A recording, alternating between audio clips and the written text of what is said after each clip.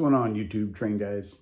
Hey, wanted to do an update on the layout. We have deconstructed the original layout, and I'll tune you into the reason for that here shortly. But we were able to repurpose and recycle all of the bench work, save the backdrop, and basically at this point we use that to build new bench work, reattach the backdrop, and my only expense so far is we had to buy a new plywood deck or surface. So bought a couple sheets of 1/2 inch and we put those on today. Let's take a look at how that came out.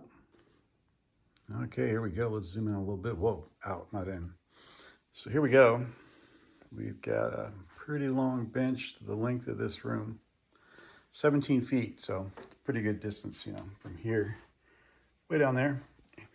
We're 30 inches from here to here, 17 feet from here to there. Let's take a walk. It's a few steps.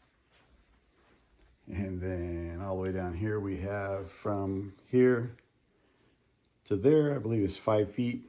And from here to there, I believe is 3 feet. So that'll give you an idea of the size of this. And you can actually look at the big boy and go, well, he's got plenty of room to move around.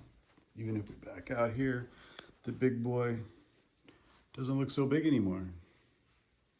But anyway, yeah, so we got the 1/2 inch plywood on today.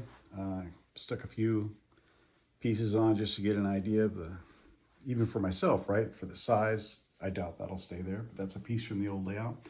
Speaking of the old layout, we took the old layout down because it had maybe 4 years, possibly 3 more years of work before the entire thing had scenery and it was operational. And I think that would have completed the layout right at about the time where we would have had to take it apart, destroy it, and move out, because I don't know how much longer we're going to stay in this house or live in this state. Getting close to retirement, and I start looking for a cheaper place to live with retirement income, right? People that's retired, you know what I'm talking about. So yeah, we took that apart in favor of building a shelf layout that I can disassemble and plan ahead so that it can be disassembled, which the joint's going to be right here. I might use some PC board type connectors for the tracks right here so that it literally can come apart right there. And yeah, so now I can continue to work on this and have fun with this, and when the time comes to move, taking it apart won't be such a big deal. And I don't have to destroy it to take it apart. Got to get our priorities straight there, right? So yeah, that's why we opted to switch to a shelf type layout that gives us obviously the rest of this room too, which is more than half of it. You see the old layout is in totes and piles right now. We are more than likely going to move our home offices up here from downstairs, and or our hobbies from the spare bedrooms, and turn those back into bedrooms. Again, all in moving in the direction of having the house presentable for being sold when that time comes. So yeah, we've had a busy weekend, definitely. Tearing down, putting up, I'll put some pictures right about here. I'll also put a picture of the overhead view of the track plan, which I did in AnyRail. Give you an idea of how this is going to go. You'll notice on the track plan coming down this way at about the 10-foot mark, which is probably about right here, I'm guessing. There's another piece that's going to come out and over, and it's going to be about 4 feet wide, so it'll come over to about here, and it will extend out this way 5 to 6 feet. And this area is going to be the Walthers turntable with the split. I'm going to go ahead and build the roundhouse as a split section, and one of the round turntable tracks will go between the two roundhouses, and that'll be a branch just going off to the south.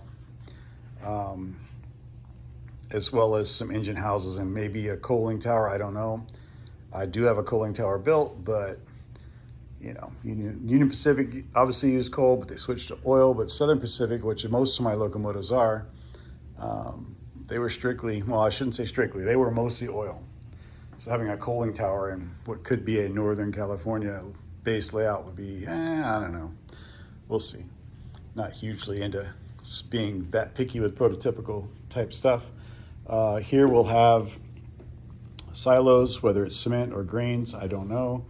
Along here we're going to have lumber and meat processing and all kinds of various industries across here. I've taken a lot of pictures, not taken the pictures, but I've stolen the pictures from the internet from 1940s, 1950s era. Northern California and Southern California industries next to railroads. And going to try to recreate some of those. On this end, we'll have a place to load cattle because we have cows. See the cows? We have lots of cows. Look at them. Moo. Anyway, so we can load the cows here. We're going to have a big sawmill here. There's going to be another branch line here going out to the south. The two main lines will just go out that way and go all the way down and curve off to the left. And so we can, you know, play with switching a little bit. We can take some lumber from the sawmill over to the lumber warehouse. We can take some cattle once we load them up down to the meat processing plant where it's going to be an oil industry right here. Those oil cars can be loaded up and taken out on the main line and hauled away. Engine shops through here. There will be basically a downtown section. There's gonna be a road coming through here and around down this way, around and down the side here with trailer park, another small town, a gas station, motorcycle shop, that kind of thing. Houses along here that, not necessarily houses, but buildings along here that are shops or industries. The road will come through here and that way and then that way. So a lot of the track from, say, there's going to be a train station right here, by the way, and an old diner here, an old dining car that's being turned into a diner right behind the train station. So a lot of the track from about midpoint towards the wall, from say here, way on down to past the industries here, the shop is probably going to be asphalt and or cement with the rails right inside. I use styrene for that. I cut styrene and embed it in place, paint the styrene first, obviously, so that it makes it look like everything's paved and you just have rails. There's multiple pictures of Southern California trains back in the day. It looks like they're driving right down a main street, you know, for commuters to get on. And I find that interesting, so I want to try to replicate that. So yeah, that's what's been going on at the railroad at my house this weekend. So I don't know if I'm going to go with some foam down on this plywood. Probably not. I'm not a huge fan of the foam as a base for the track. I'd rather put down some cork bed and do it the old school way, but we'll see how that happens.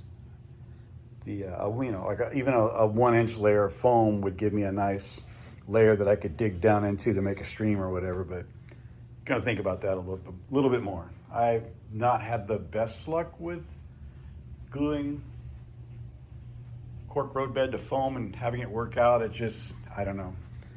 The foam doesn't really have the compression strength. It dents easy, it seems like. I like wood. I like track on cork and then on wood or Homosote. But yeah, anyway, so that's where we are. And I'll update you when some more progress occurs. The big boy doesn't look so big on that big shelf, does it? It's a little boy. You guys have a good one.